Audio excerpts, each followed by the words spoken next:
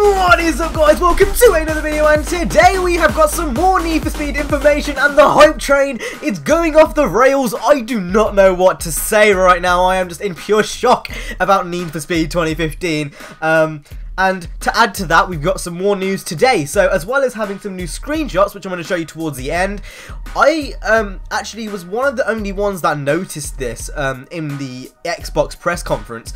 But you can play Need for Speed a week early if you get the EA Access, which is basically kind of like a subscription service, which I'll talk about in a minute. But basically, you can play the game probably around about 5 days early before release on Xbox One.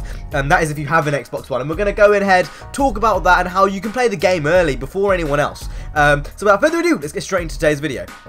Okay, so firstly, I'm going to explain what EA Access is. Now, EA Access, it's kind of a subscription service where you give EA money, and in return, you get a vault full of games. So everything, you know, all of the sports games, so FIFA and Madden, Battlefield, Battlefront, all those types of games, and you pay it monthly, and as you pay monthly, you get, you know, lots of games and digital kind of price decreases in the DLCs for the games, and etc, etc. It's pretty obvious what you get. I mean, it's just a subscription service where you pay to play the EA games, kind of like renting them, and then if you don't like it, you can stop the subscription or you can carry on the subscription. Once you buy EA Access, you have access to all their games in the vault, which you can actually look at on their website. But basically, this is what I want to talk about. If you have EA Access, you can actually play Need for Speed early. Yes, you heard me right. This is Xbox One only at the moment. However, and this is because this is taking an educated guess, if it doesn't come to Need for Speed this year, next year it will definitely come to PlayStation 4, because they did a similar thing with FIFA back in the day, back when I used to do FIFA videos. I think it was called the EA Season Pass, or the Season Ticket, and it was a very similar kind of function, and I'm going to explain how that works in a minute, and how you can play the game early. But as of now, it's an Xbox One exclusive, so if you are on PlayStation 4 or PC, you know, just keep this in mind as we go on to talk about the vault itself and the EA Access subscription model.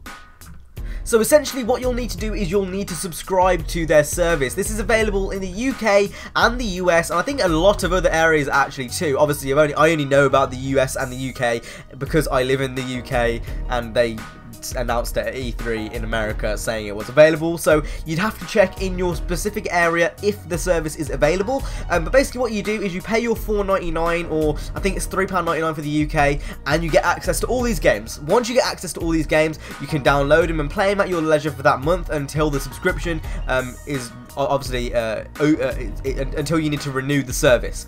Once you've done that, you can, you know, play the games and stuff, and you can actually play the games early. Now, how I think they're going to do this is they're going to give you around about 5 days before the game's released to download and play any upcoming EA titles, including Need for Speed, for limited time. All your progress, all your stats are going to carry over, so you can pick up right where you left off, and purchase the game once it's actually out if you want to.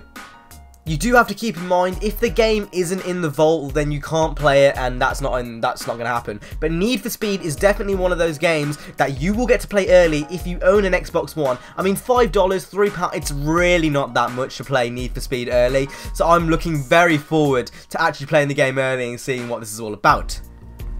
So now I'm going to show you the screenshots. There's not much to say about the screenshots. They're pretty, you know, self-explanatory. You guys have eyes. You guys know what cars these are, I imagine, if you are car people. If not, then comment down below. I'm sure someone can tell you. But I'm going to talk about something they're actually doing tonight. So at midnight BST time, I think it's 4 PM PST, that's Pacific Standard Time, there's going to be more gameplay announced. Now, I'm going to put that gameplay straight on my channel, so if you do follow the channel, you will see the gameplay first. So make sure to go ahead and subscribe if you haven't already.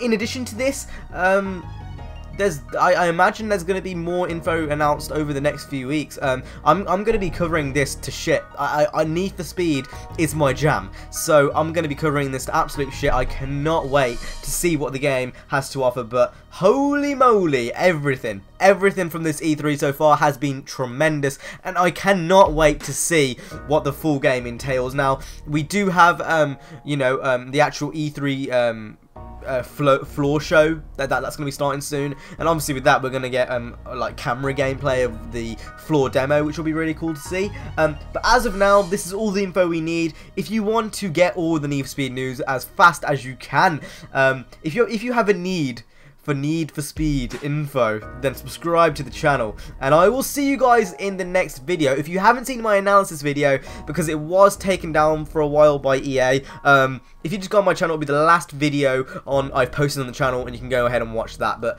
yeah, that was it for today. I hope you guys enjoyed. If you did, please hit the like, subscribe, and yeah, I'll see you guys in the next video. Stay safe.